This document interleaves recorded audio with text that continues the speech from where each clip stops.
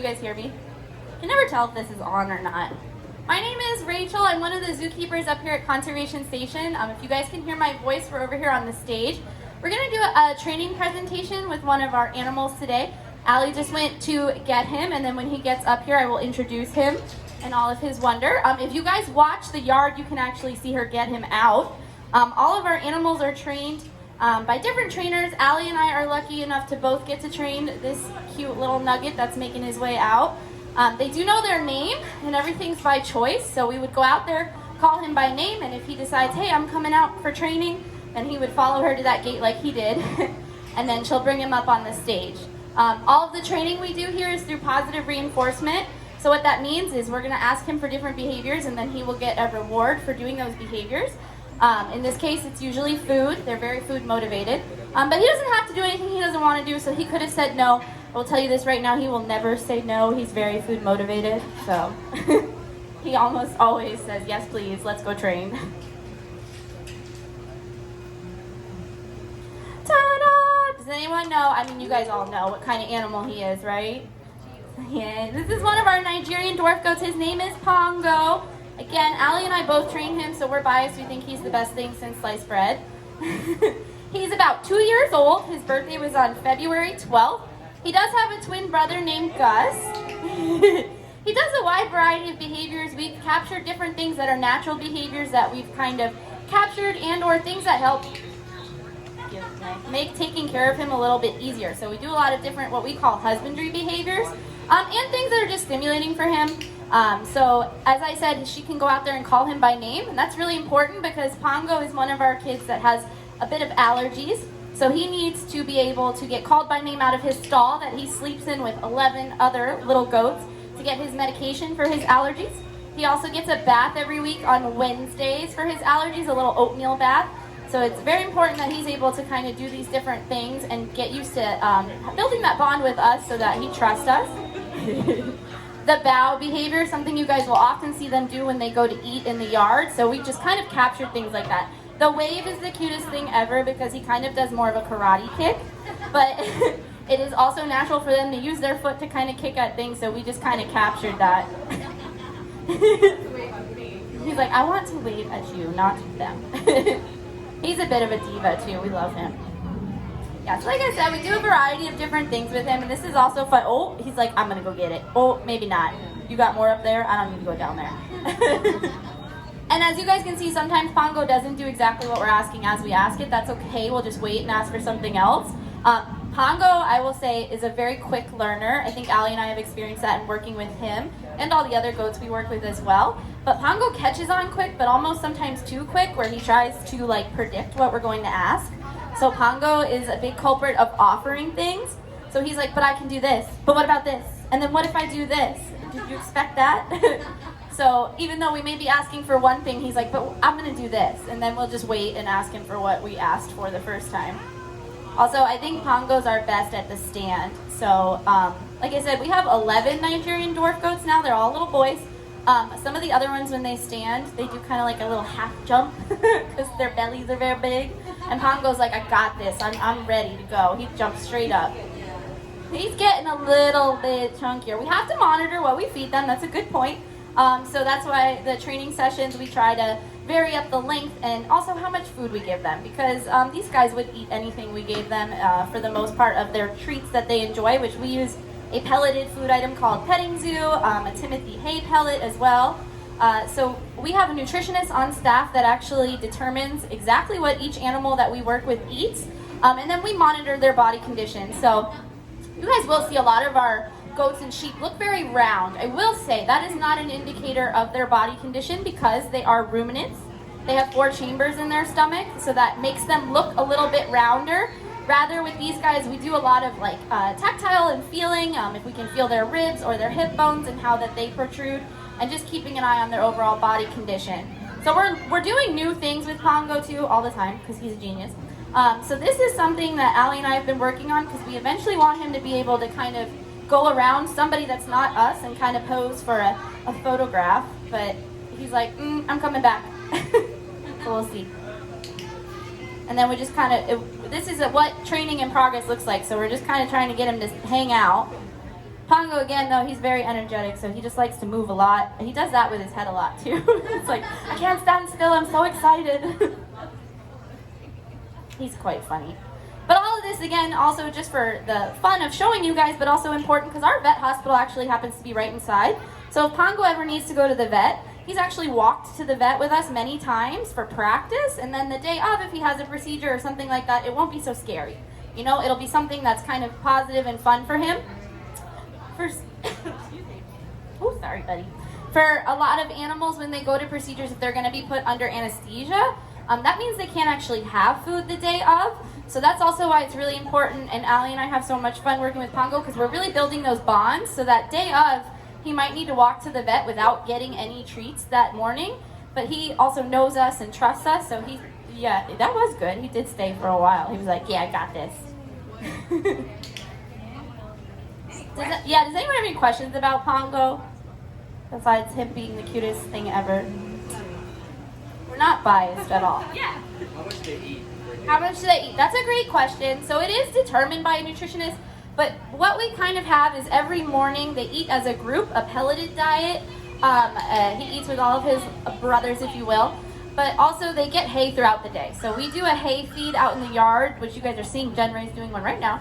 At 11, 1, and 3, they also get hay in their stall because that ruminant digestive system means they're typically digesting and eating throughout the day.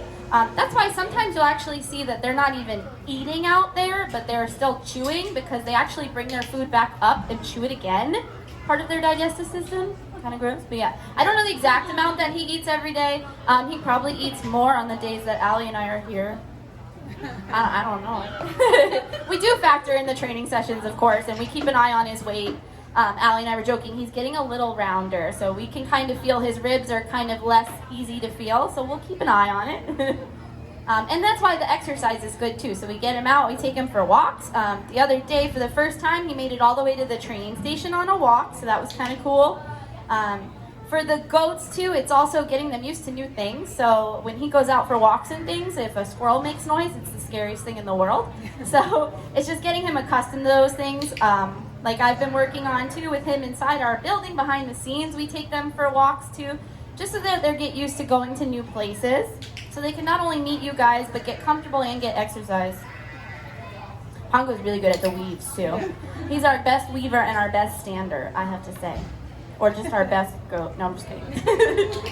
We love all of the animals that we take care of, and we do have, when I say we train them, so every animal is assigned what's called an advocate, which is their primary trainer who trains them new things. But on a daily basis, Pongo would work with any of the keepers, and he could do all of these behaviors we've trained as what we call maintenance behaviors, which means he's learned them well enough that any of the keepers could ask him for them, and he would still do them. But you do form a little bit more of a bond with your advocate animals because you spend a lot of time with them. And not only are you advocating for their training, but like medically, because we know Pongo and we work with Pongo and have him out a little more. Yeah, that's him being like, come on. We can tell like Pongo had a lot of issues with his skin, so Allie and I kept a really close eye on his skin. His skin's doing really well. They all get a lot of dry skin. But so you're not just an advocate for their training, but also their medical care and just general advocate. Oh, when I do ignore, I cross. We're trying a new behavior where we like cross our arms and he's supposed to like ignore us. So that sounds really silly, but one of the biggest things we found with our animals is that they figured out this pouch means food. And as such, they do what we call pouch diving. So Pongo is not the only one, but they will stick their whole nose and try to get as many treats as they can at once without being asked to. So behavior, some of the sheep have learned, and now we're working on some of the goats, is just to cross our arms, and it's kind of like a subtle thing of like, when I cross my arms, look away. And that's called training an incompatible behavior. So if he's ignoring me, he's also not pouch diving. And sometimes the hardest things to train, especially with cutie patooties like Pongo, is just to chill. It sounds so weird. I get it. He gets it from me. Just to chill out. And Allie too. Don't let her lie. Just to chill and hang out. And sometimes he's just like, but what can I do? It's like, you could just hang out, and that's cool too. And we don't have to do the head thing. Yeah, that's his thing. He's like, if I move my head a lot, maybe they'll notice. Any other questions? Yeah. Yeah. Was Pongo born here or he's a rescue? That's a great question. So all of our little goats came from. Oh, thank you for your contribution, Fozzie. That was very informative. Allie also trains Fozzie, so he's jealous, and also Kit, who's also staring at us. Oh my god, yeah. They're all jealous. I will say, yesterday I was training my other goat. Pongo was at the fence, like, excuse me, how dare you? So your question, I'm so sorry. They come from local farms. So Pongo and his brothers, we go to a local farm, we'll do an inspection. And then through the processing, we'll get them. So we got 8 of the little boys at once. I will say one of our little boys, Mushu, went and met the Nigerian dwarf goats that live on safari, where we have our ladies. And so all of the babies that are on safari are Mushu's kids. Since then, he's been castrated.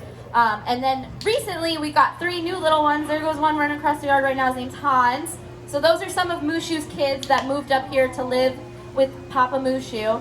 I don't know that he recognizes they're his kids, but you know, they do look like him a little bit. Kit is giving you the stank eye. Kit is her other goat that she spends a lot of time with. Yesterday, we tried to use Pongo to improve Kit's braveness by bringing Pongo into the building that he's a little more comfortable with, but Kit isn't as comfortable with. It didn't work. Pongo just tried to eat Kit's treats, but you know. That's okay. Yeah, so, and Kit's an older goat. Kit actually just turned 16, so don't ever say you can't teach an old goat new tricks, because Kit has learned a lot recently. A lot of really cool behaviors. She actually gets voluntary, electric, cold laser therapy treatment with we have a vet that comes to do acupuncture on our donkey. Like, these animals are spoiled, for sure. We've asked if they could do us next. They said, no, we only do animals, so it is what it is. Does anyone else have any questions? Yeah. How often do animals here get spayed or neutered? How often do you get spayed or neutered? So for us, we have a lot of domestic species in our barn area, but we also take care of some exotic species behind the scenes. With the domestic species, they're not necessarily recommended to breed. So in zoos, this is a long answer, I'm so sorry. We participate in something called species survival plans, and it's basically like a dating service for the animals. So if we have animals like giraffe or, you know, different animals that are a little more, I don't want to say, I guess exotic is the best way to say it, they would be a part of the species survival program. Whereas with domestic animals, we don't really have necessarily a need to breed them, or we, you know. It has to do a lot with genetics. It's genetic, so. Make sure that the genetics are the strongest. So like with giraffes, we want a really genetically diverse population. So what happens is all of the zoos across the country are part of something called the AZA, if they are accredited. It's the American Association of Zoos and Aquariums. I bet you never knew it was this complicated. It seemed like a simple question, and she's like, I shouldn't have asked. I'm just kidding. And that means we're accredited to a really high standard of animal care, and they come and inspect us.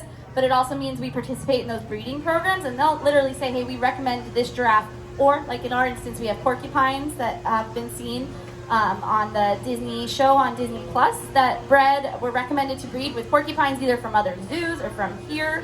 But for our domestic animals, they're not recommended to breed. I will also say with the goats, I think it's a little bit easier to have a population of males that are castrated due to behavior, especially in a petting yard situation. And we don't have any female Nigerian dwarf goats right now up here anyway, but they would still kind of have some of those behaviors if they were not castrated. So they got castrated really young. But yeah, and Mushu did get to meet the ladies. He was the only one that they accepted. I think Pongo might have been related to one of them, I heard. So they were like, no, we're not going to do that.